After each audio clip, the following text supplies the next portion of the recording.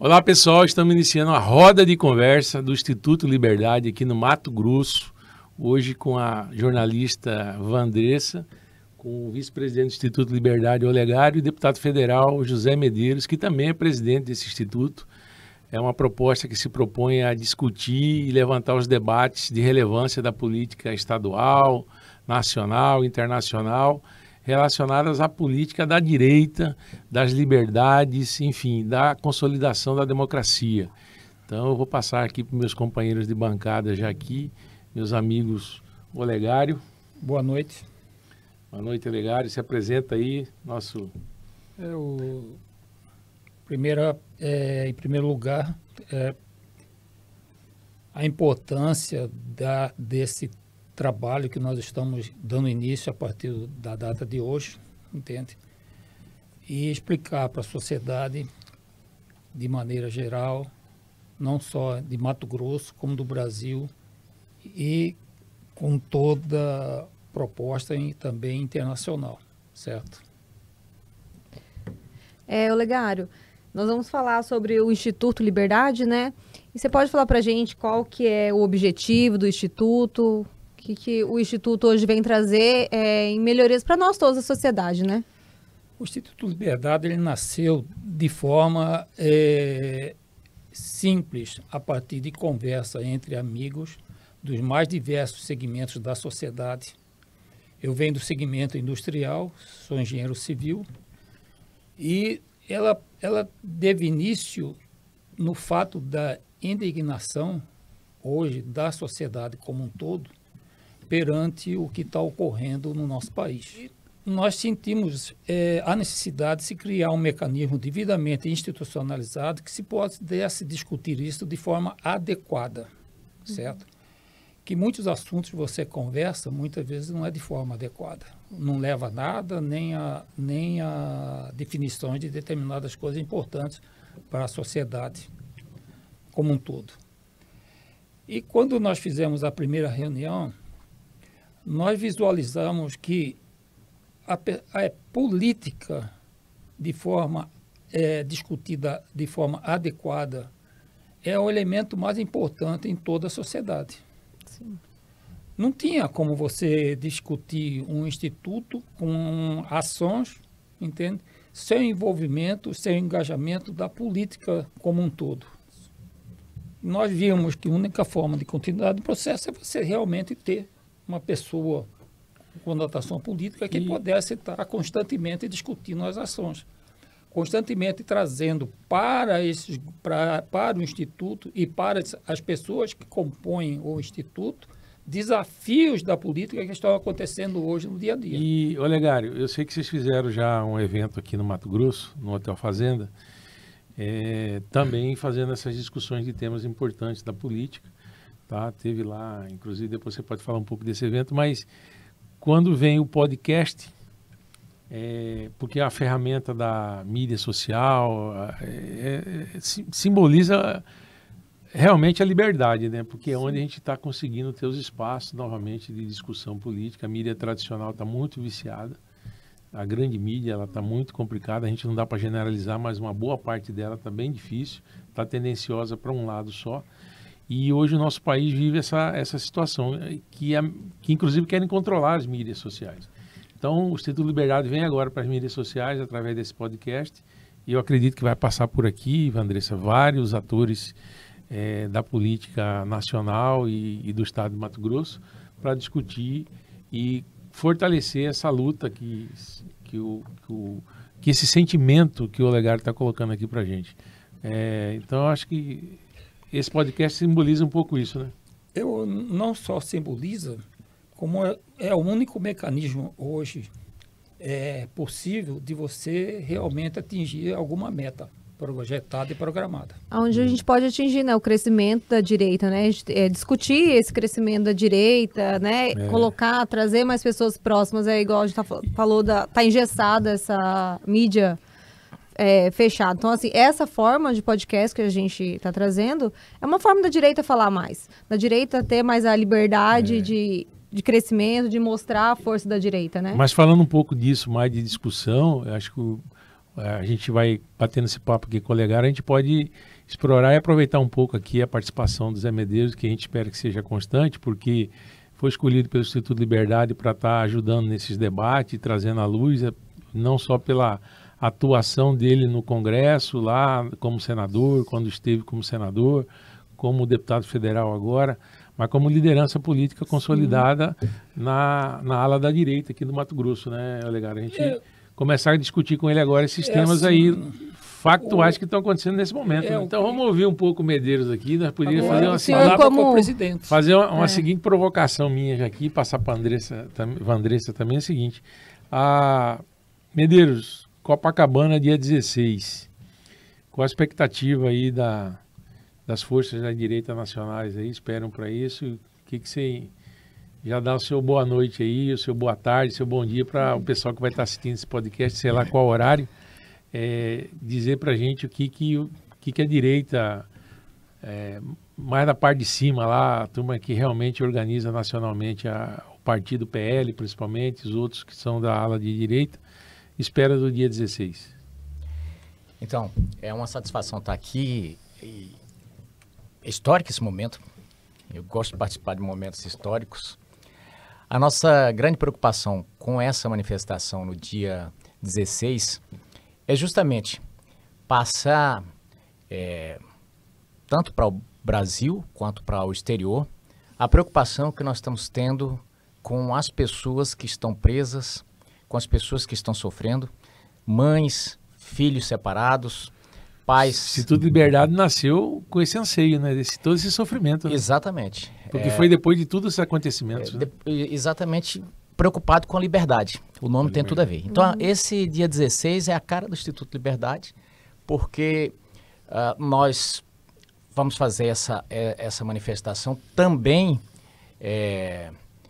falando numa conotação de liberdade geral do povo brasileiro, que hoje, por exemplo, nós estamos aqui discutindo, mas a gente tem, não um censor aqui na bancada, mas cada um tem um limite dentro. Será que eu posso falar isso? Será que eu não posso falar? E num país que preza por liberdade de expressão, você não tem isso. Você, por exemplo, nos Estados Unidos, você tem a primeira emenda, que você pode discutir qualquer tema. Inclusive, logo após a eleição, eu estava dando uma entrevista se eu não me engano, não sei se foi na CNN ou Jovem Pan, mas foi numa dessas emissoras nacionais, e tinha uma jornalista, ela é bem conhecida, Amanda Klein, falando, vocês estão defendendo o golpe, você acha que é certo uma pessoa que estava lá na esplanada pedindo golpe? E aí o interessante é o seguinte, é que as pessoas às vezes não entendem que numa democracia ou num país que preza pela liberdade de expressão, o indivíduo ele tem a liberdade de falar tudo. Ele tem liberdade de falar o que quiser, de emitir a opinião que quiser. E no Brasil agora convencionou-se que... Medeiros, a gente passou pela faculdade e era comum, fora FHC, fora todo mundo, não, né? A esquerda fazia fora tudo. Hoje fora já não pode. Não, pediu, assim, queria derrubar de todos os presidentes. Você vê, maio de 2017, por exemplo, Boulos, o atual ministro Flávio Dino, a Gleisi Hoffmann, boa parte do PT, pediam, faziam uma manifestação que se chamava de contragolpe, porque como eles consideravam que a Dilma tinha levado um golpe, portanto eles iam dar o contragolpe. Qual era o contragolpe? Quebrar a esplanada toda. Era derrubar o Temer. Presidente eleito. Fora Temer, teve fora Temer. Fora Temer teve. Aí eles chegaram lá, quebraram a esplanada, feriram 47 pessoas. Grave. Temer, ex-companheiro deles. Era o vice, né? Vice era o vice da Dilma. E aí partiram para a Câmara, para quebrar a Câmara. Mas tocaram fogo no Ministério da Agricultura, quadros que tinham mais de 100 anos, queimados, tudo. E aí, sabe o que aconteceu? Tinha os financiadores, que era a CUT, o partido. Os deputados subiram num caminhão lá, atiçando a turba. O Lindbergh falou, nós vamos tocar fogo nesse país. Gleisi Hoffmann, que agora é ministra. Sabe o que aconteceu com esse pessoal? Nada. É porque foi considerado uma manifestação. E tudo bem, saiu, a coisa ali não virou nada.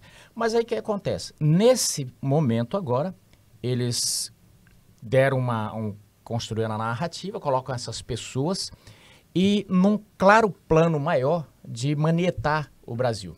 porque tudo que foi feito foi pedagógico. Por que preso 2.000 pessoas? Alexandre já vinha com esse plano. Tanto é que ele fez numa das entrevistas, ele deu uma risada e falou assim, nos Estados Unidos foram presos 1.500 pessoas. Nós temos muita gente para aprender ainda. Fazendo uma galhofa logo após a eleição. Bom, porque as pessoas estavam revoltadas. E as pessoas estavam revoltadas com o quê? Queria derrubar presidente, essa coisa. As pessoas estavam revoltadas, na verdade, com a falta de transparência, com a condução, o que era plenamente normal diante de tudo que tinha acontecido. Então, dia 16, e você que puder ir no Rio de Janeiro, por favor, compareça, porque simboliza, eles gostam muito dessa palavra resistência, simboliza resistência a tudo isso que querem implantar no Brasil. E o que é isso?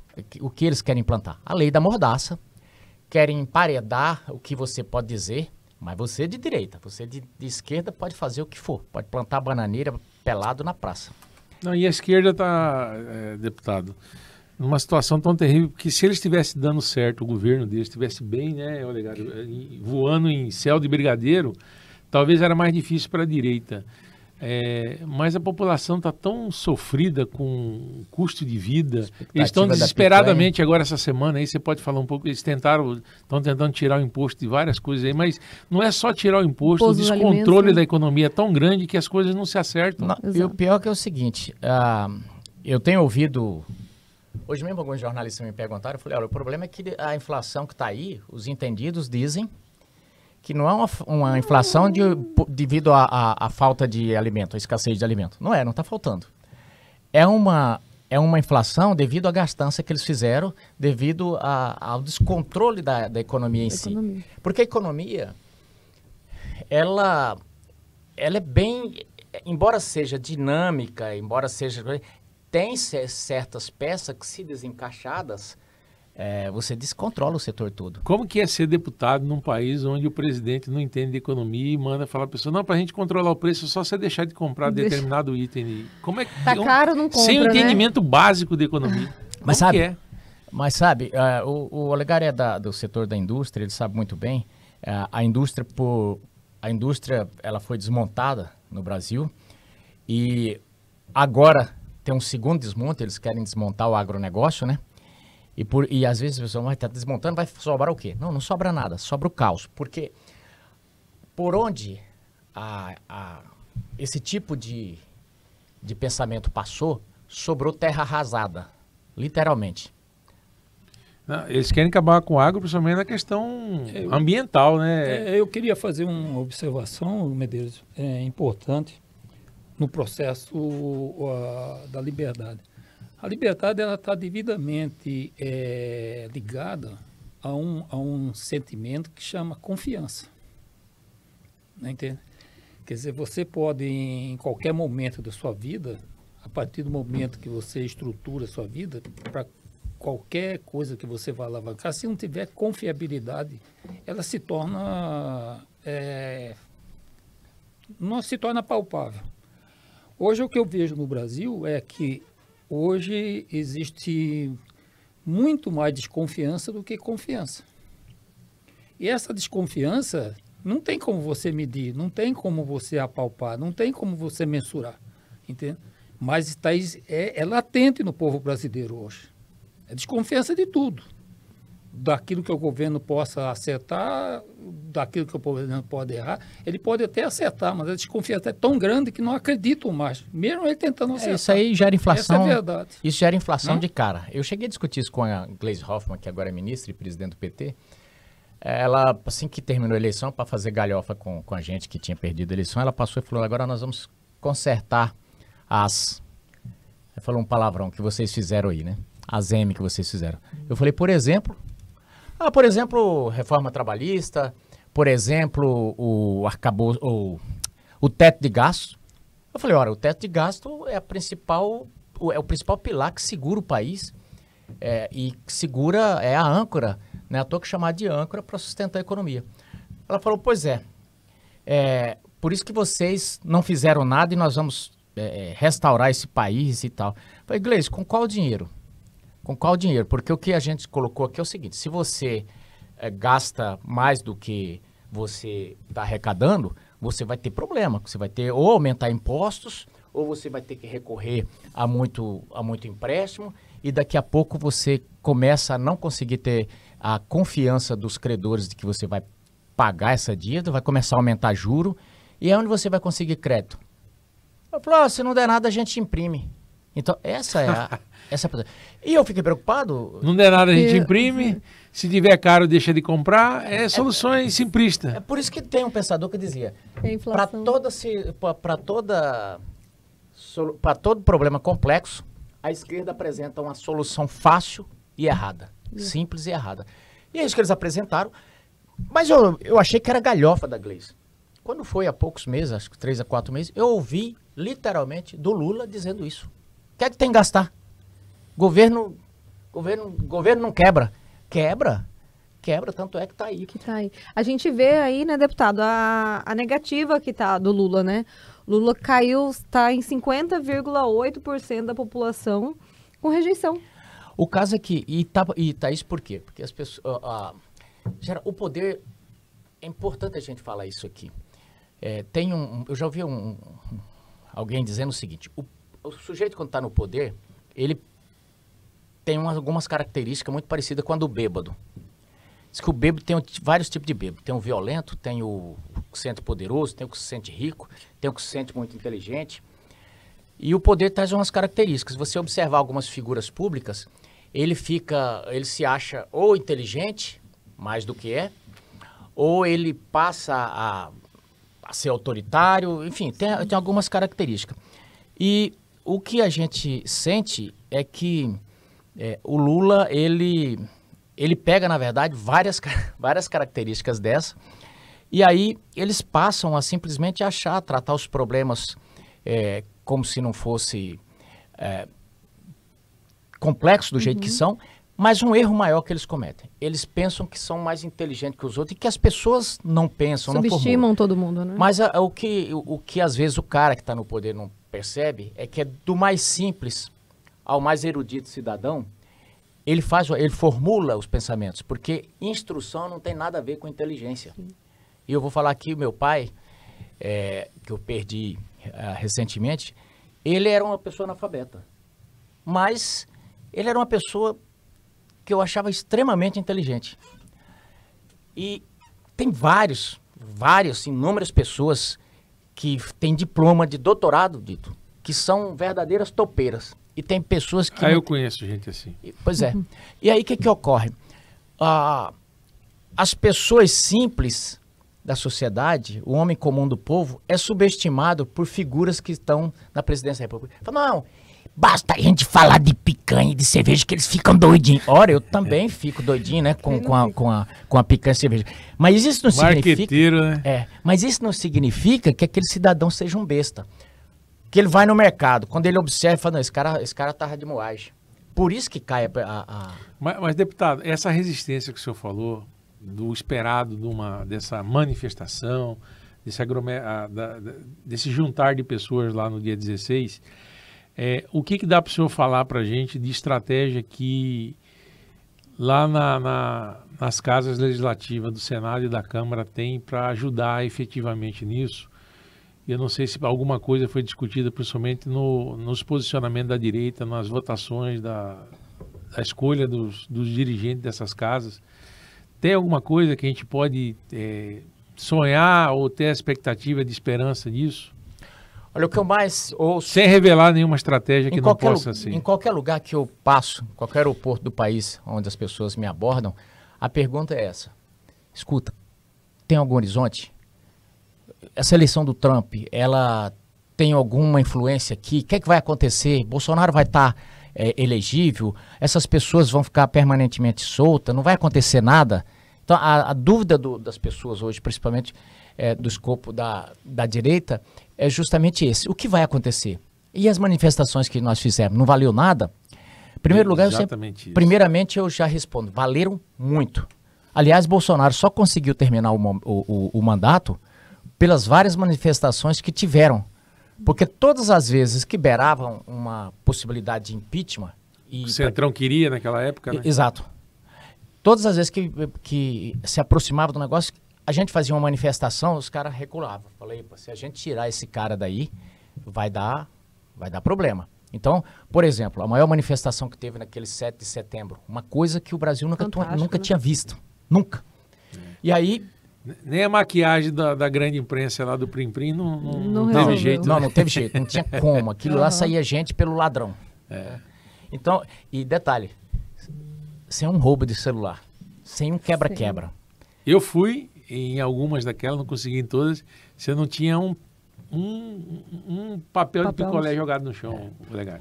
E aí, você veja bem, todas as manifestações que a esquerda fez no Brasil, sempre teve um quebra-quebra, sempre teve um nhaca, um roubo de celular, sempre teve. Aí esses brasileiros que durante 4 anos se manifestaram ordeiramente, em algum momento já estavam putos, revoltou. Aconteceu aquilo, tá tudo preso, né? Aí o que acontece? Respondendo objetivamente o que você perguntou sobre essa manifestação, qual o horizonte que ela nos traz e o que pode trazer de concreto? Bom, o horizonte é o seguinte, não dá para falar dessa manifestação sem falar do pleito eleitoral nos Estados Unidos, que foi a eleição do Donald Trump. Porque eu vou falar para vocês, se o Trump não tivesse ganho essa eleição, Bolsonaro hoje já estava na cadeia. Então, tenho dúvida disso. Então, eles ainda estão com a sobrevida, fazendo, eu diria, testando limites. Prenderam o passaporte dele, ele não pôde ir na posse do Trump. O Lula não foi convidado e ele foi e não pôde ir, né? Exatamente. E eu vejo que essas pessoas ainda estão ali testando limites. Querem prender o passaporte do Eduardo. Do Eduardo Bolsonaro. Aliás, eu vou fazer um parênteses aqui. Não sei com que justificativo. O Eduardo Bolsonaro, ele é um dos fundadores do Instituto Liberdade ali nos Estados Unidos. E ele fundou o Instituto nos Estados Unidos justamente devido a essas represálias aqui. Nós temos pessoas como o André Porciola, o Paulo Generoso, enfim, pessoas que com certeza vão participar aqui com a gente e que estão em contatos diretos junto com outros brasileiros, com autoridades norte-americanas. Eu tive a oportunidade de, por 2 vezes, o ano passado, ir lá em Washington, conversar. A gente foi de gabinete em gabinete, ali na Câmara e no Senado, nos Estados Unidos, ali no Capitólio, onde fomos plantando essas informações. Teve uma comitiva, o senhor teve junto, né, vários deputados, né, uns 30 deputados. Exato, lá, né? Engraçado que você veja como é que o PT é uma incoerência. Quando eu estava no Senado ainda, eu falei, olha, nos dicionários futuros ainda vão ter. Quando tiver incoerência e PT junto, vão ser entendidos como sinônimos. Veja só, nós fizemos uma comitiva, fomos a Washington, vários deputados, para conversar ali com o pessoal. E aí o PT resolveu fazer o contraponto. Mandar uma comitiva para lá também, para fazer o desmentido de que não era verdade o que nós estávamos passando. Bom, nós fomos lá, colocamos nossa versão, eles colocaram a dele, nós fomos na OEA, ingressamos com o processo, que agora, inclusive, veio agora uma comitiva da OEA aqui no Brasil. Mas aí o que ocorre? Eles estão pedindo agora que todos nós que estivemos lá, mas principalmente o Eduardo Bolsonaro, seja tomado o passaporte dele e que nós sejamos processados como lesa pátria por estar, segundo eles, pedindo interferência de um país na nossa autodeterminação, na nossa soberania. Não foi isso que nós fomos pedir. Nós fomos denunciar o que está acontecendo aqui. Nós fomos denunciar, por exemplo, o que ocorreu no governo Biden, por exemplo, que agora já estourou lá, que foi a questão da USAID, um órgão norte-americano que era usado pela essa gente da agenda woke, socando dinheiro, e depois descobriu que o seu George Soros ganhava o Doge lá tá também pondo para arrebentar, né? Pondo para arrebentar. Esses gastos excessivos com coisas que não... O Departamento de Eficiência, controlado pelo Elon Musk, está descobrindo agora horrores lá nos Estados Unidos que está acontecendo. Acharam mais de 3 milhões na Previdência de aposentados que o cara tinha ali em média entre 150 a 170 anos. Eu vi aquilo lá, absurdo. Então, é coisa de dar inveja. Alguém está recebendo, né? O cara não tem mais nem a caveira dele, coitado. Não tenho dúvida disso.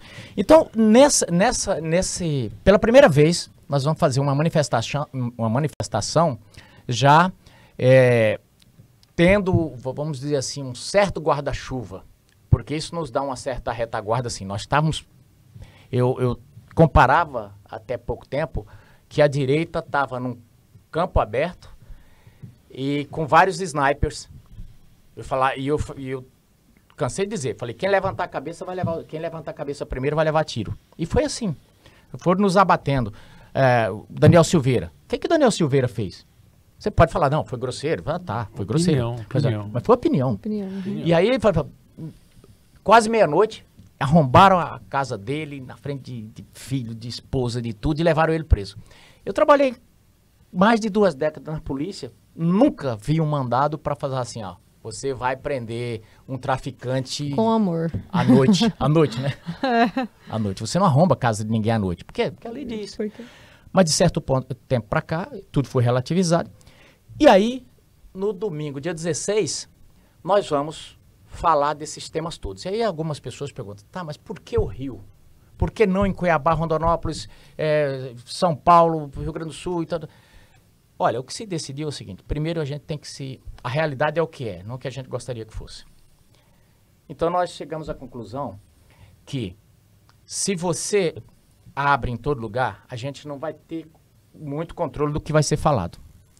E hoje, eles andam procurando na internet, tanto é que a gente viu uma ordem do ministro Alexandre falando para aquele juiz auxiliar dele, falou assim, olha, veja lá que eu achei aqui, manda procurar. Eles estão caçando alguma coisa, eles estavam caçando na rede, para ver se tinha alguma coisa para pegar alguém. Então, se alguém lá em Canarana ou lá em alguma cidade do Brasil falasse alguma coisa, eles iam pegar isso, linkar com tudo e para poder pôr nessa narrativa deles. Então, o que convencionou assim, olha, vamos fazer aqui, porque aqui nós vamos controlar quem vai poder falar e dar mais ou menos... Ou seja, nós estamos nos autocensurando porque nós temos que entender que nós estamos num processo de censura grave. Essa coisa toda, por exemplo, que eles estão falando, Viva a Liberdade, o filme, ainda estou aqui louvando tanto o filme do Walter Salles, e sobre a história que o Marcelo Rubens Paiva contou sobre o pai dele, vale para a esquerda, essa coisa toda. Mas para o restante dos mortais, não vale. Então, nós estamos nesse processo de fazer dentro dos limites que a gente pode, mas assim, pedindo encarecidamente, venha, se você puder vir a Copacabana, venha.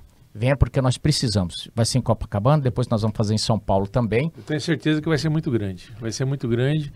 Deputado, queria aproveitar a sua participação hoje aqui no podcast, e vai ser constante, espero, presencialmente ou por link, o que for possível, né, Olegário? Falar mais um tema seguinte, o senhor falou do Trump, que ajudou, inclusive, a frear um pouco essa sanha de prender o Jair Bolsonaro, mas também o seguinte... uma decisão do Trump lá afetou positivamente, diretamente aqui no nosso estado, que é eminentemente agrícola, né? Que é a questão da moratória da soja. E acho que é uma vitória, né? Houve um esforço da Assembleia Legislativa do Mato Grosso para tentar barrar isso de quem fosse usar a moratória da soja para prejudicar a agricultura nossa do estado. Eu acho que Rondônia, Goiás, Rio Grande do Sul, dos outros estados que tem, a Bahia hoje muito forte na agricultura também, todo mundo está muito contente com isso, porque o potencial que o Brasil tem de abrir novas áreas legalmente, com a nossa legislação ambiental uma das mais rigorosas do mundo, não é, sabe? Não é do continente, mas do mundo todo. E a gente, com o potencial que nós temos dos trópicos de produção de alimentos, já é um grande, mega produtor. Nós podemos colocar aqui os números que são da agricultura. Falando em cima disso, o que o senhor vê de importante nessa? Já é uma decisão importante, né, do Trump não ir para essas políticas do clima, né, vamos dizer assim, que estava... Eu quero, inclusive, aproveitar essa oportunidade e pedir para colocar um vídeo. Que fala justamente sobre esse sistema todo, traz inclusive os números da agricultura. Da agricultura. Eu vou pedir para colocar esse vídeo aí. Já é notório que a chegada de Donald Trump ao poder nos Estados Unidos começou a mudar os parâmetros e conceitos da nossa forma de enxergar as coisas.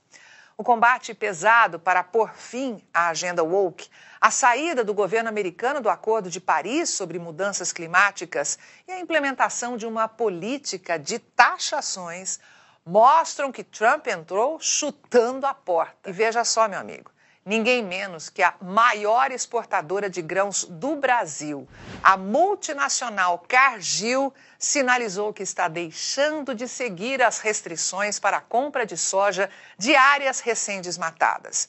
E num ataque explícito à moratória da soja, a companhia indicou que não manterá as restrições à compra de grãos de áreas recém-desmatadas na Amazônia. A verdade é que a tal moratória da soja é vista por especialistas como um enorme engodo que esconde interesses políticos e mercadológicos de muita gente. Em outubro passado, a Assembleia Legislativa do Estado do Mato Grosso aprovou um projeto de lei que impede benefícios fiscais e terrenos públicos a empresas que estivessem organizadas em acordos que restringem a produção de soja no Estado, como é o caso da moratória. Principalmente depois que Trump chutou a porta da esquerda, aumentou o número de pessoas que entendem que o que os europeus querem mesmo é comprar a produção agro do Brasil o mais barato possível. E para ficar ainda mais claro, quer saber como está o cenário atual da poluição gerada pelos países nesse planetinha chamado Terra? Pois veja isso.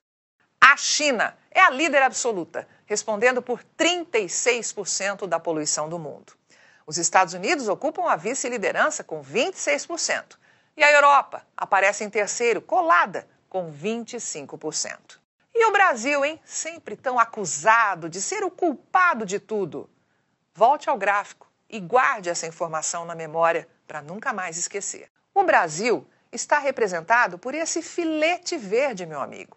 Sim, o nosso país responde por apenas e tão somente 1,7% da poluição do planeta. Mas deixa eu te perguntar, você tem ideia do tamanho do agronegócio do Brasil? Consegue visualizar o poder que a produção agro deste país tem? Pois você verá agora os dados da produção e das exportações brasileiras no ranking mundial de 2023. E mais uma vez eu peço que você guarde essas informações na memória, porque elas vão colocar por terra a narrativa de muita gente por aí. Soja, somos o maior produtor e o maior exportador mundial, respondendo por nada menos que 58,2% das exportações da oleaginosa. Café, a bebida preferida dos brasileiros, tem conquistado o mundo e faz do Brasil o maior produtor e exportador mundial, responsável por quase 1/3 das movimentações internacionais, com 30,8% do total. Suco de laranja, aqui não tem para ninguém. Além de sermos os maiores produtores, dominamos 75,8% das exportações. Açúcar, somos também o maior produtor e exportador do mundo, movimentando 48,2% do mercado global. Carne de frango, o Brasil é o segundo maior produtor da proteína, porém lidera as exportações, com 35,5% do mercado. Carne bovina, somos o segundo maior produtor do mundo, mas líder absoluto nas exportações, respondendo por 24,6% do comércio internacional dessa proteína. Veja só, nós somos ponta de lança, nós somos os maiores em termos de grão, em termos de produção de proteína animal. Suco de laranja. Uma porrada de coisa. Café. Inclusive, para quem gosta de assistir a Netflix, tem uma série que se chama Yellowstone, uma série com o famoso Kevin Costner. Ele é dono de um rancho, que aqui no Brasil seria uma fazenda, né? Ele é um patriarca já há muitos anos tocando, trabalhando com gado, né? E aí, os filhos dele já estão grandes, já tem uma filha dele que é advogada, eles, num dos diálogos entre eles, a filha fala, pai, o senhor precisa modernizar. Nós precisamos modernizar a nossa atividade. O senhor sabia que os Estados Unidos não são mais o primeiro lugar na produção de proteína animal? O senhor sabe quem é a maior empresa de proteína animal dos Estados Unidos? Falou, é brasileira. Embora a gente saiba a história... Porque você está assistindo o brasileiro de cá, olha, eu conto ou eu conto?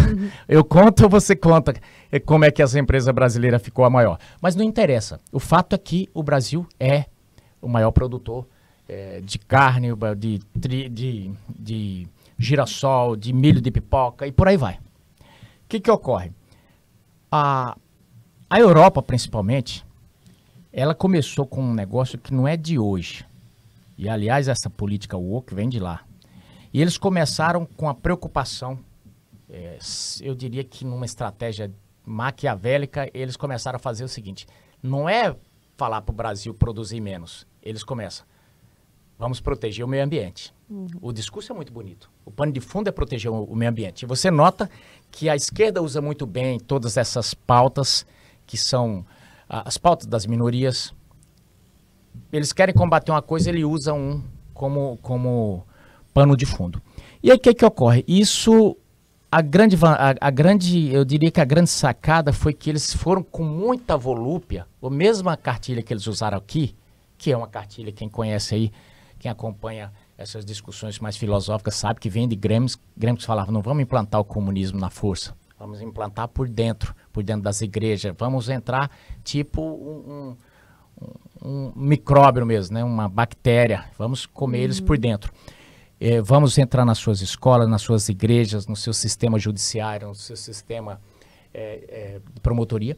E foi o que aconteceu. E começaram a dominar o Hollywood, dominar o jornalismo, e de repente surge um cara nos Estados Unidos que começa a falar contra tudo isso aí, porque ele viu que estava todo mundo ganhando dinheiro com os Estados Unidos e acabando com o país dele. O que estavam fazendo conosco. Então, o que estavam fazendo conosco aqui. E aí os Estados Unidos, o Trump começa a falar sobre essas coisas e deu consonância com o que o cidadão médio norte-americano pensava. E o que aconteceu? O Trump foi eleito, derrubaram o Trump agora volta e aí voltou com um ajudante de peso, né? Que é o Elon Musk. O cara que soltou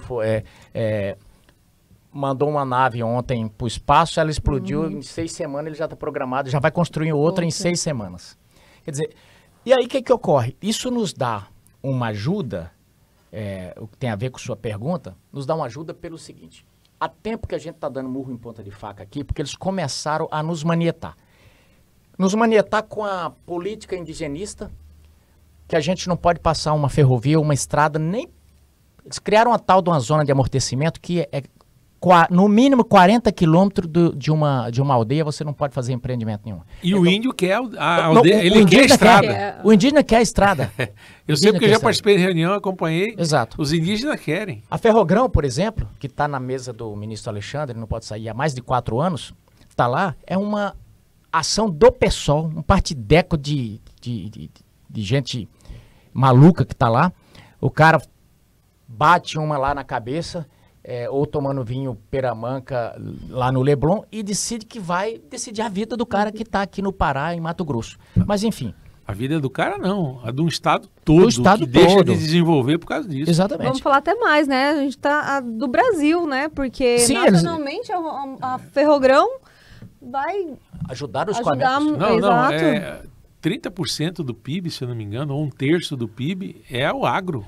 Exato. E aí eles resolveram arrebentar. Mas o que mais assusta em tudo isso é você ver determinadas pessoas que discutem esse tema como se conhecessem e não conhecem nada. Não, mas aí que eu vou te contar o segredo da coisa. Isso é proposital. Olha, de PT e do PSOL, eu entendo. PT é perda total.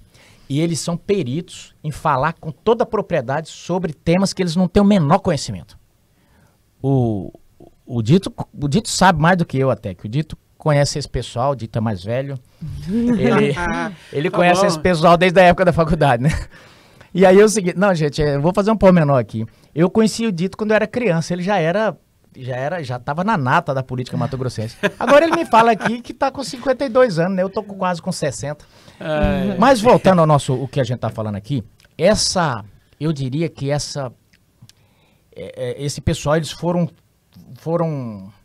ficando parecendo aqueles gambazinhos em cima da gambá mãe e foram juntando nas costas dos Estados Unidos e de repente eles conquistaram os espaços dentro de alguns organismos, principalmente internacionais, que foram se... o Trump está sendo uma quebra disso, né? Ele jogou tudo para cima. Organização Mundial da Saúde, a OMS, a ONU, vários que eram para pensar nas pessoas mais humildes e mais pobres, eles criam dificuldade para esse povo se desenvolver, para se libertar, para ter uma qualidade de vida melhor. Parece que prolifera a miséria e a desigualdade. A direita teve um filósofo, que é da geração do... Já que estamos falando de idade aqui, vamos falar do Olegário. É da geração do Olegário, se chamava Toninho Malvadeza. O Antônio Carlos Magalhães foi, para mim, quem sintetizou melhor esse pessoal da woke, da esquerda. Ele subiu um dia na tribuna e falou, o pessoal falando de todas essas pautas, falou, esse povo gosta mesmo é de dinheiro. Se resume a dinheiro. Sabe por quê? A USAID, eu não sei bem a palavra, o USAID, né? O USAID, uma coisa assim.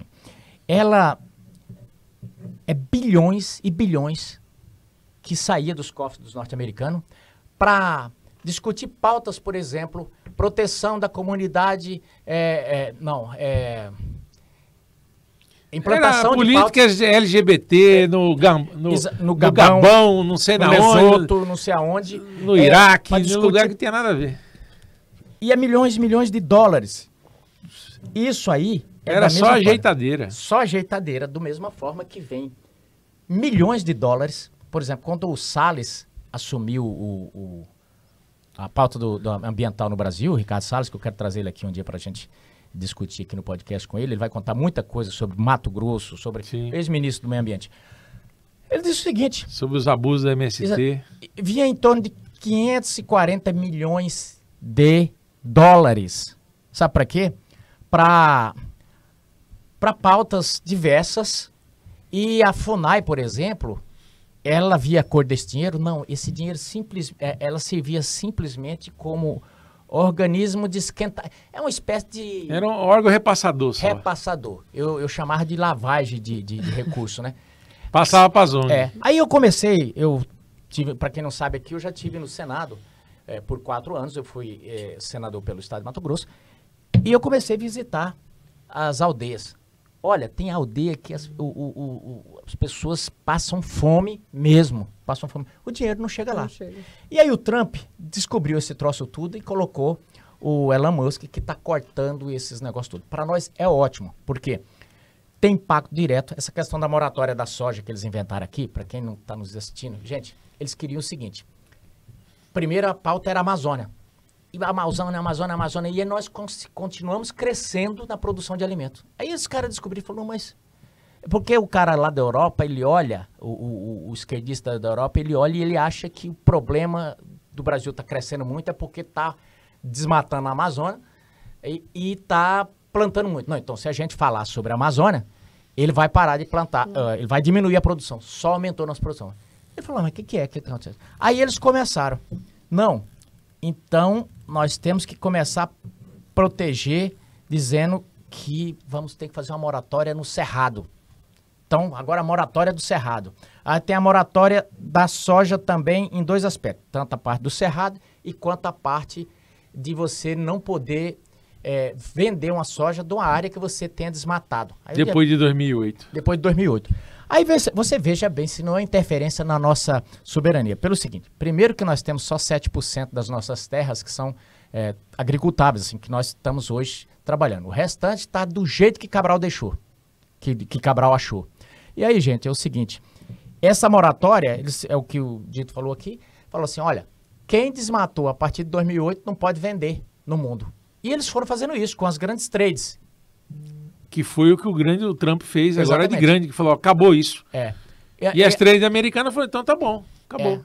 E por que eles faziam isso? As trades também, malandramente, falou, opa, bacana, porque se fecha na gente e a gente vai controlar aqui. É tudo... Controla o mercado. Tudo uma ajeitadeira, né?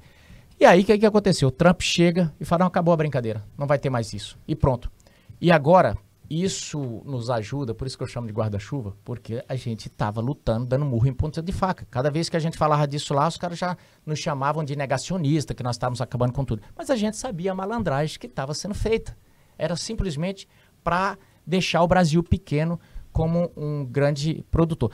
E aí, vários brasileiros batendo palma para maluco dançar. A esquerda todinha brasileira, que gosta, a esquerda gosta de viajar, a esquerda, gente, o pessoal fala da Janja, mas quando você imaginar a esquerda brasileira, olha a Janja. A Janja é a representação da esquerda brasileira. Gosta de um bom colchão, de R$60 mil, de uma boa cama, de lençóis com fios egípcios, gosta de viagem a Roma gastando horrores. É a cara da Janja. A esquerda gosta de dinheiro, de um bom vinho e de jogar a conversa fora, de criar obrigações para os outros. É bem aquilo que Jesus falou. São um bando de fariseu. Gostam de atar os ombros dos outros com grandes fardos pesados que eles não querem tocar nem com o dedo. Então é isso. Chega o Trump e fala, não, acabou a brincadeira. E aí é o seguinte, dinheiro não tem pátria e dinheiro não tem grande apego por discurso. O dinheiro quer se reproduzir, né? Então, as trades que até então estavam indo na onda, falou, opa, mudou o disco, eu também mudo. Então, para o Brasil, isso tem sido ótimo. Cabe a nós o que agora? Cabe a nós fazer isso que nós estamos fazendo aqui. Fazer esse bate-papo e fazer esclarecimento. Deputado, eu vejo assim, a gente até está chegando quase ao fim da nosso bate-papo aqui, para não ficar muito longo, demorado, e ficar com gostinho de quero mais para as próximas aí. O senhor falou do dia 16, a gente já bateu um papo aqui sobre o dia 16, da importância disso tudo, os reflexos do Trump nessa cruzada aí.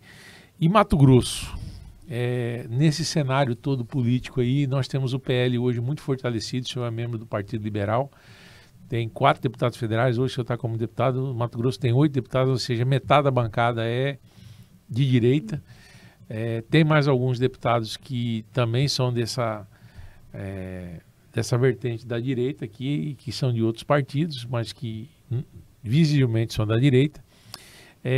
Com todo esse cenário de grande aceitação da direita no Mato Grosso, porque o Bolsonaro foi amplamente votado aqui, essa rejeição, como a Vandressa disse, do Lula e da esquerda propriamente dita, o que o senhor espera um pouco mais de futuro? Porque me parece que se Bolsonaro ficar inelegível, a direita tem alternativas, a esquerda é que não tem, caso Lula tenha algum impedimento de ser candidato, ele só tem, parece que eles, né?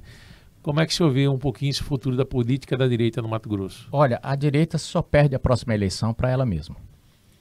O povo brasileiro está querendo mudar de ares. O povo brasileiro cada vez... Eu estou perguntando isso porque a liberdade tem tudo a ver com isso, porque a gente vem experimentando a política da esquerda no Brasil há muitos anos, com a esperança de que o social vai resolver, vai tirar, e nunca. A pobreza tem perpetuado e continuado, e alguns setores têm dado certo, apesar da relação, da participação do governo. Como o senhor diz, hoje nós temos políticas de esquerda que travam o desenvolvimento da infraestrutura, seja por ferrovias ou rodovias novas, ou áreas de abertura de produção, para geração de emprego, de renda e de riqueza, que a esquerda prega. E aí a gente vê uma grande quantidade de pessoas, e em alguns estados esse discurso emplacou bem, que você vê que no Mato Grosso é a maioria. Por isso que eu pergunto, o que o senhor espera do Mato Grosso, se ele vai continuar dando esse exemplo para o Brasil, de pensar o desenvolvimento de forma econômica, porque aqui parece que já teve uma girada de chave. Aqui virou. Tanto é que, se a gente observar a política de Mato Grosso, eu diria que alguns fatos que ocorreram na política nacional vieram depois. Aqui aconteceu antes. Aqui aconteceu antes. E não é à toa que nós temos hoje Mato Grosso crescendo a índices chineses. Nós temos cidades no Mato Grosso que as pessoas, quando a gente conta lá fora, nem imaginam. Essa semana, por exemplo, eu repostei no meu Twitter uma matéria do Correio Brasiliense que disse: a nova capital do desenvolvimento brasileiro. Me veio na hora assim, falei, Cuiabá. Quando eu abri, estava falando justamente de Cuiabá. E fala-se Cuiabá porque nós temos cidades no Mato Grosso que crescem mais do que Cuiabá? Tem, mas a capital do Mato Grosso... Sinop, por exemplo. A capital do Mato Grosso é Cuiabá. E, de fato, hoje o desenvolvimento está aqui. A gente que mora aqui talvez não saiba, mas a coisa está acontecendo aqui. E por quê? Porque esse mato-grossense... O menor índice de desemprego do Brasil é no Mato Grosso. Mato Grosso tem praticamente pleno emprego. Nós temos Os maiores índices de arrecadação do setor público é aqui no Mato Grosso. Então nós temos, apesar do governo, ou pelo governo, Mato Grosso cresceu. No peito, na raça. Os nossos pais que vieram enfrentando malária, enfrentando tudo aqui, construiu esse estado e agora chega o momento. E eu tenho uma preocupação, e eu falei, nós temos que ter uma preocupação que o Brasil não está tendo, que é de aproveitar esse momento. Aproveitei esse momento e eu sempre digo isso. Olinda foi o grande centro econômico em determinado momento no Brasil. O Vale do Paraíba, né? Também produção de açúcar, né? Lá atrás. Exatamente, o café. E agora nós estamos aqui na soja, no milho, no etanol e tudo mais. Falei, nós temos que pensar na produção de conhecimentos também. E não precisa ir longe não, pode ser em relação a esse setor. Várias coisas nós já fizemos. Nós temos uma grande produção de conhecimento nessa área e tudo. Um pouco daquele mistério que o europeu, o senhor disse um pouco atrás aí, de por que aqui vai crescendo, desenvolvendo, mas é a tecnologia.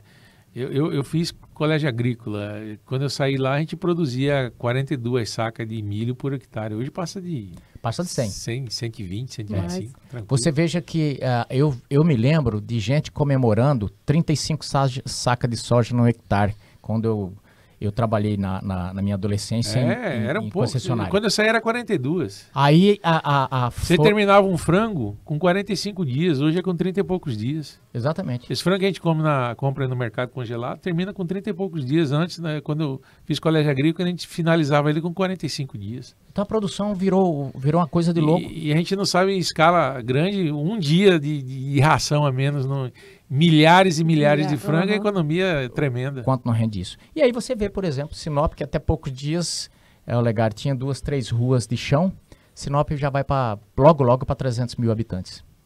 É uma coisa muito gigantesca, e aí nós temos, tivemos um grande entrave, que foi o tempo inteiro a gente ter que bater palma para maluco dançar. Cara que não conhece o estado de Mato Grosso, que não conhecia nada.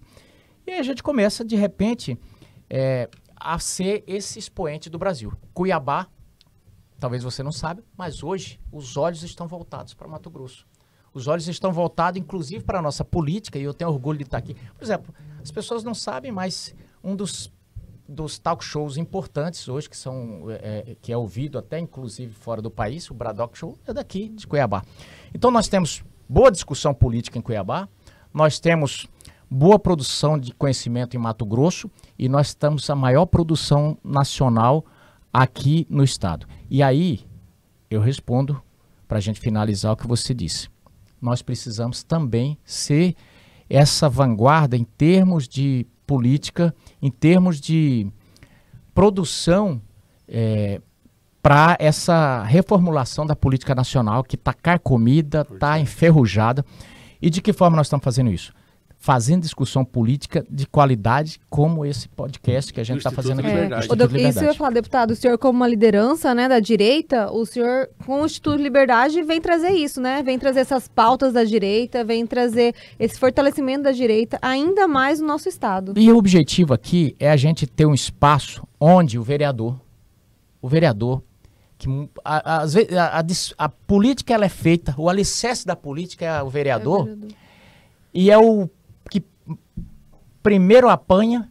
Exatamente. E o que é menos ouvido. Menos ouvido, menos porque visto quando também. dá uma desgraceira dessa de inflação, os caras fazem as coisas lá em Brasília, dá errado, o cidadão começa a sofrer, ele precisa descontar em alguém. Ele não tem como achar um melhor que o Haddad, não, será?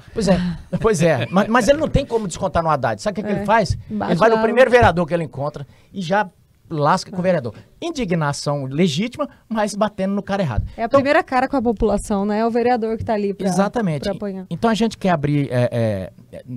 o objetivo do Instituto Liberdade aqui também é a gente abrir espaço para o vereador falar, para o prefeito falar, para a gente discutir esse tema. Por quê? Porque não tem outra saída para a gente mudar isso que não seja pela política. Por exemplo, eles acusam Bolsonaro de golpe, mas logo depois da eleição as pessoas chegaram, Bolsonaro, você não vai fazer nada? Ele falou, já foi feito. Nós tivemos uma eleição. É o que há. Nos tomaram, e ele falava, não era nos tomaram falando de urna nem de nada, não. Falava assim porque o pleito não houve paridade de armas. Então tinha essa discussão. E aí, é o seguinte, que jeito que a gente muda isso? Através da política. Como? O Bolsonaro tem dito, conforme dizia a física, né? Me dê uma alavanca que eu moveria o mundo. Ele falou assim, me dê um bom congresso que eu mudo o Brasil. O Bolsonaro sempre fala isso. Me dê metade do Senado e metade da Câmara que você vai ver que a gente muda. E hoje, gente, só para você ter uma ideia, não está difícil. Nós temos hoje 30 no Senado. Com 41 você muda a maioria das pautas. Você troca a presidência do Senado, você faz tudo. E hoje nós temos boa parte da Câmara já. Só que aí a Câmara tem um agregado. Você precisa observar, quando você for votar, observe o cara. Porque quando chega a eleição, rapaz, eu vou dar um exemplo mais claro disso. Vou falar nomes aqui. Esse ministro da Agricultura que está aí, ele era bolsonarista de carteirinha. Ele fala, nós somos parceiros de Bolsonaro, Bolsonaro. Não tira mais o boné do MST. Não tira mais o boné do MST. Aliás, eu não sou baú, eu tenho que contar isso aqui. Eu não sou baú, eu vi essa aqui lá em Brasília essa semana. Isso aqui é para puxar o saco do Lula, porque, gente, esse ministro ele não tem apego a defender a agricultura, não. Ele tem apego ao cargo. O grande objetivo, qual é o objetivo do Favre? Manter o cargo. Aí eu vou contar essa aqui que eu ouvi lá. Eu achei maravilhosa, porque quando falou, eu falei, ele fez isso. Tem certeza. Eu falei, isso não é boato. Porque tem aquele boato que você ouve, você fala, não, isso é mentira. Outro você ouve, você fala, não, isso é verdade. Como eu conheço a fera, diz que ele chegou lá com o boné, ele entrou no gabinete do presidente da República lá, do Lula, com o boné do MST. O Lula falou, você agora é do MST? Ele falou, não, eu pus aqui o boné, né? Ele falou, rapaz, se eu quisesse alguém do MST, eu tinha colocado alguém do MST. E, de fato, ele colocou pra puxar o saco e levou uma raspelada do Lula, porque o Lula colocou ele... O Lula colocou... É o tal do puxa-saco sem noção, né? Sem noção, porque o Lula colocou ele pra se afastar um pouco da ideia da ideia de MST. Ele querendo ir pra outro público, né? Aí ele vai lá e coloca o boné do MST. O Lula não entendeu nada, né? Não, é que nem aquela briga do AgriShow. Aquela briga do AgriShow, ele virou... Ele não gosta da Câmara. E não gosta da FPA por isso. Porque os caras do agro lá entendem o bagulho. Aí ele pega e fala o seguinte, a AgriShow chamou o Bolsonaro pra ir na festa lá. Vocês devem se lembrar disso. Logo no primeiro ovacionado, né? Ovacionado e tal. Aí ele apelou. Nós não vamos mais. Não vamos mais porque chamaram o Bolsonaro. Cara, ele tinha sido colocado lá porque o cara falou, bom, ele representa o agro de Mato Grosso, ele representa... Você recebido agora, né? Não, exatamente. Era pra ele ser a ponta de lança. Sabe o que ele faz? Ele começa a atacar o agro porque não votou no Lula. Não, ele não entendeu nada. Então, mas diz que eu tô falando isso aqui, mas diz que é o seguinte, quando seu adversário tá errando, você não deve atrapalhar, né? Então eu contei essa fofoca aqui, gente, porque ela é divertida e virou piada lá na FPA essa semana, porque quando teve esse negócio eles resolveram suspender o Plano Safra. Eu não sei quem foi a alma... Quer dizer, isso não foi burrice, isso foi safadagem. Eles resolveram, eu acho que eles assistiram aquela entrevista do Ciro Gomes, que o Ciro Gomes metendo a boca de subsídio. O Ciro Gomes... O Ciro só dá tiro na cara, pra caixão fechado. O Ciro pega e fala assim, não, se não tem um Plano Safra, eu tenho superávit no primeiro ano e tal, não sei o quê. Acho que eles calcularam, falaram, para aí, se eu tirar o Plano Safra é verdade, eu vou ter superávit. Dá 360 bilhões, não sei o quê. E resolveram colocar o bode na sala. O Congresso não tinha aprovado, não aprovou o orçamento ainda. E aqui, gente, um parênteses. Não aprovou é porque o governo não quer. Eles ficam jogando para o Congresso, mas o governo fica segurando lá. Por quê? O orçamento não está aprovado, eu não tenho que gastar, vou segurando. Aí, o que aconteceu? Pegaram a ideia do Cirão com isso. Pegaram a ideia do Cirão. Com uísque a mais na cabeça. Exato. Tá suspenso o Plano Safra. Menino, aquilo foi no final de semana, aquilo virou uma coisa. Aí eles rapidamente... Deram ré. Mas aí o que ocorre? O Fávaro, que soube também pela imprensa, perdido que nem segue tiroteio, ao invés de ouvir primeiro, de coisa, pegou e falou assim, não está aprovado, é por culpa do Congresso que não votou o orçamento e tal, e meteu a boca no presidente da frente parlamentar da FPA e disse, olha, aquilo lá não é frente parlamentar, aquilo lá é um ninho de oposicionista. E aí o detalhe, não é... A frente tem deputados de tudo que é partido, da boa parte do governo. Quer dizer, ele conseguiu, fez um diabo, aquilo ali tem mais de 300. Fez e esparramou. Colocou no ventilador a meia. Detalhe, o ministro da Lula, besta não é, deve ter falado pro Haddad, liga lá. Ligou pro negócio, falou, não, tá suspenso, nós estamos mandando uma medida provisória aí, e tudo bem, e coisa. Que ficou o ministro nosso? Ficou sem autoridade, agora 300 parlamentares falaram, nós não conversamos mais com ele. A gente conversa com o presidente da República, conversa com outro, mas com ele não dá. Aí falou, mas porque vocês estão com raiva dele? Ele falou, não é raiva, é que ele não significa nada. Porque eles descobriram que ele está só defendendo o cargo. E de fato, que não tem o respeito do governo. Mas perdeu o respeito do governo por quê? Porque o governo precisava dele, era para ser uma interlocução, ser um link, uma articulação com o setor, e não foi. Então esse é um pouco do... A gente contou isso aqui porque foi um pouco do que aconteceu em Brasília antes do Carnaval. E a gente, nesse bate-papo, vamos estar aqui trazendo, além da discussão da política internacional, essa coisa... Muito bom. Vamos estar falando também sobre a semana em Brasília, vamos estar contando essas coisas e também vamos abrir espaço para você que é vereador, prefeito, para a gente tratar desse tema e principalmente... Vão vir muitos aqui. Para que a gente possa, em 2026, a gente mudar a cara do Brasil.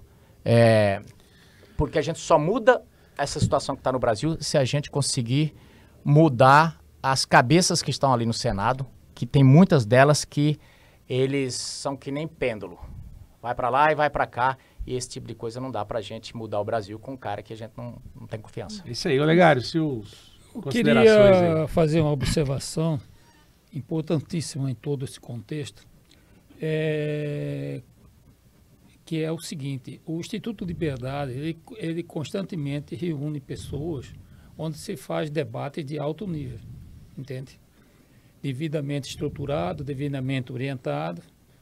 E uma das pautas que nós estamos construindo no Instituto chama História, entende? Porque é muito difícil você tratar hoje determinados assuntos sem uma história porque da existência de determinados processos hoje no Brasil, certo? Então, todas aquelas pessoas que quiserem participar do Instituto Liberdade para estar discutindo, estiver apresentando e para a gente construir uma história política, não partidária, mas que realmente conduza essa nação aos bons caminhos, tá? Fica aqui o convite e nós estamos à total disposição. Eu como vice-presidente, o Medeiros como presidente, para discutir nesse nível essas ações, tá ok? Fazendo um adendo nisso, né, a gente tem que colocar o jovem, né, o jovem político também, que está na política da direita, que temos muitos jovens na direita. A direita despertou vários. Exato, vários jovens e que estão com a ânsia de fazer a política acontecer e a gente precisa disso, Reflexo disso foi as candidaturas a vereador, muitos jovens aí muitos da jovens direita. Exato, foram eleitos e a gente tem que trazer essa juventude também para a direita. Nós vamos ter discussão aqui, nós vamos trazer aqui deputado Faisal, que representa bastante a juventude. Vamos trazer aqui o jovem Catani. Faisal tá de cabelo branco, pegou eu. Vamos trazer aqui o jovem Catani, vamos trazer o presidente do Instituto Árpia de Goiás, Vitor Hugo, vamos trazer Nicolas Ferreira, vamos trazer aqui muita gente para discutir política da boa, falar sobre temas diversos. Vamos ter, quem gosta de filosofia vai ter filosofia, economia, vamos ter tudo. E vai ter um bate-papo descontraído aqui para a gente falar de tudo. E também vamos ter aqui um pouco de tradição mato-grossense, né? Vamos trazer aqui, às vezes, alguns pratos para mostrar para o Brasil. Que esses dias me perguntaram, meu Deus, diz que tem um peixe lá por nome de matrinchã. Eu falei, é o nosso salmão de água doce. Então nós vamos trazer aqui também muita coisa de Mato Grosso, mostrar aqui imagens também de alguma cidade que o Brasil me pergunta por onde eu ando aí, quer saber sobre Nobre, sobre... Nós temos potencial. Então nós vamos mostrar Mato Grosso, vamos mostrar nossa política, nossa economia e vai ser assim, um olhar internacional sem esquecer o nosso local aqui. Beleza, valeu pessoal. Eu agradeço aí, um abraço para todo mundo. Obrigado, Vanessa, obrigado a todos que puderam nos acompanhar aqui e até a próxima. Roda de conversa do Exatamente, e não se esqueça, não importa o que a esquerda fizer, vai dar errado, porque eles estão com o dia contado. Valeu, moçada.